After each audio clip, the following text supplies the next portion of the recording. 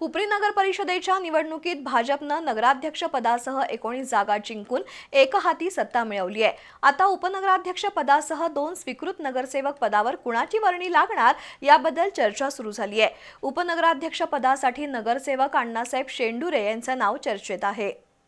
हातकणंगले तालुक्यातील हुपरी नगर परिषदेच्या निवडणुकीत नगराध्यक्ष पदासह 19 जागा जिंकत भाजपनं निर्विवाद वर्चस्व सिद्ध केलंय। विरोधी मनसेच्या श्री अंबाबाई आघाडीचे 2 नगरसेवक निवडून आलेत।